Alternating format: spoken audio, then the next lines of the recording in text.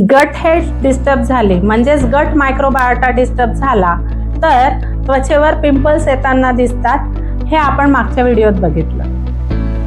आता हा गट मायक्रोबायोटा कशामुळे डिस्टर्ब होतो ते बघूया. खूप मोठ्या प्रमाणामध्ये मैदा आणि प्रोसेस्ड फूड जसं पिझ्झा, बर्गर, सँडविच, चीज, पनीर खाल्लं तर हा मायक्रोबायोटा डिस्टर्ब होतो.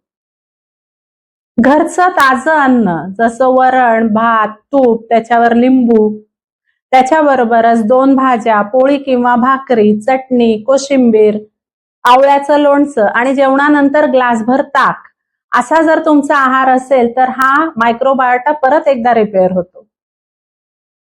जर तुम्ही रात्री जागरण करणारे असाल आणि खूप ताण घेणारे असाल तरी हा मायक्रोबायोटा डिस्टर्ब होतो, कारण तुमचा मेंदू कॉर्टिसॉलच्या लेवल वाढल्यामुळे सतत इन्फ्लमेशनचे सिग्नल्स पोटाला देत असतो.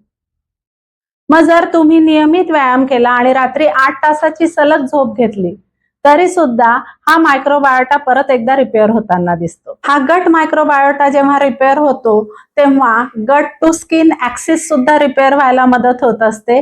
स्किन मायक्रोबायोटा सुद्धा रिपेअर होतो आणि तुमचे पिंपल्स जातात, तुम्ही छान दिसायला लागता.